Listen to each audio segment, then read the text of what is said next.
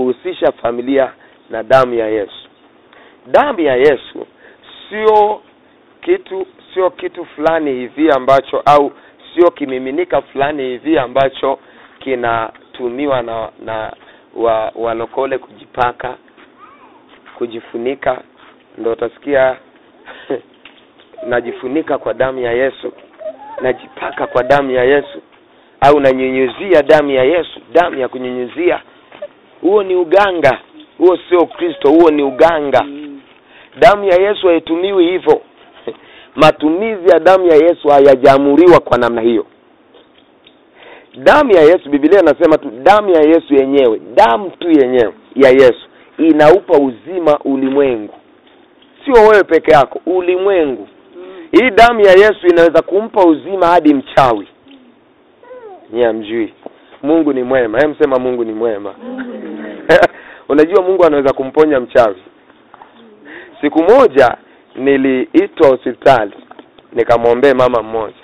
Hasa yule aliyekuwa ananiita akanipa historia ya yule mama kwamba ni mchawi kweli kweli.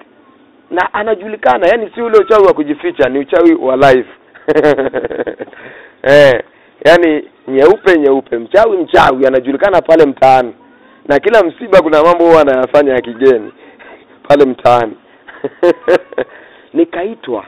Wanajua kabisa wote pale huyu mama ni mchawi. Unaona? Nafikiri na wao pia walikuwa wanatamani afe basi huyu. Maana ni tatizo hili la ulimwengu. Ni tatizo la dunia. Lakini mimi nilipoenda pale sikuenda na mtizamo wa kwamba huyu ni mama mchawi. Mimi nilienda pale nikiwa najua uzima alioleta Yesu ni kwa ajili ya kila mtu. Nikaenda pale, yule mama alikuwa ameparalyze, hawezi kusimama. Nikaenda nikaweka mkono. Nikamwambia mama, unapokea uponyaji. Unapokea nguvu za Mungu. Unaamka leo. Unaamka. Unatoka kwenye kitanda. Nikamwambia basi uko tayari kumwamini Bwana Yesu au nikuombee kwanza? Akaniambia niombee. Nikamwombea. Baada ya kumwombea akasimama mwenyewe. Alikuwa hawezi kusimama, ameparalyze. Mchawi, sema mchawi akasimama. Mchawi akasimama. Damu ya Yesu ni kwa ajili ya uzima wa ulimwengu. Una ndugu waganga unawaogopa. Hauna ufunuo. Mwili wa Yesu ni chakula chenye uzima. Halafu sio cha Wakristo tu, ni cha ulimwengu. Na ndio maana Wakristo tunapaswa kubadilika. Kuna ushuhuda niliwahi kusikiza kwenye kanisa fulani. Anasema hivi, kuna mama mmoja alitembelewa na mvuta bangi. Hasa yule mvuta bangi, hiyo vijana wavuta bangi wanavyotishaga. Tisha. Akaja pale Maza nina njaa Maza. Niokoe basi nipikie hata kidogo Maza. Nipe chakula kama kuna chakula hapo nyumbani, nipe Maza. Nile, nina njaa. Hakumuogopa. Akamwambia mwanangu karibu ukae. Wewe ungemwambiaje? Mimi natoka, nina shughuli zangu, ninaenda mahali. Niko busy. Lakini huyu mama akamwambia mwanangu usijali, kaa hapa. Sikiliza sasa. Sikiliza kwa makini. Mama akaingia jikoni. Ni bibi kabisa, wajukuu wake wameondoka, watoto wake wameondoka, kwa hiyo yuko mwenyewe. Kijana amekuja pale, akamwambia mwanangu kaa na kupikia. Mama akaingia jikoni. Bibi akaingia jikoni.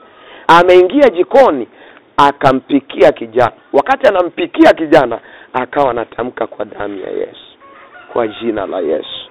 Kwa damu ya Yesu. Anaomba huko anapika kile chakula. Akampa kijana akala. Kijana akala akarudi mtaani.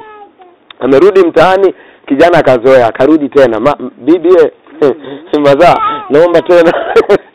naomba tena mama, njaa. Akamwambia mna shida mwanangu, akaingia akampikia. Sikiliza, hiyo ni jina la Yesu jumlisha damu ya Yesu jumlisha upendo. Jumlisha unga, jumlisha maji. Jumlisha moto. Unadhani hata pona yule kijana? Shida ilikuwa ni njaa. Lakini mama alikuwa anaona zaidi ya hapo. Kwamba huyu mtoto ateswi na njaa tu, anateswa na mambo makubwa mawili. Kuna jambo jingine la mtesa huyu kijana, bangi. Hasa ugali unaweza kuingia kichwani ukarekebishe bangi. Jina la Yesu ndilo lilokuwa linaingia kichwani. Damu ya Yesu ndio ilikuwa inapenya, inaenda kusafisha ile akili. Unajua mvuta bangi, ile akili ikae sawa, yani ile akili irudi kwenye kawaida, anapaswa kuacha kuvuta bangi kwa miaka 7, ndio ule moshi unatoka kichwani. Yani kule kuchanganyikiwa ndio kunapungua miaka 7. Ila kwa siku kadhaa za yule kijana kufika pale nyumbani kwa yule bibi, akaacha kuvuta bangi automatic. Yule kijana hakuja kumuuliza mama, hivi imekuaje mazaa? Mbona nimeacha kuvuta bangi? Yule kijana akili karudi, akaanza kwenda kanisani. Ninyi mnahangaika na waume zenu,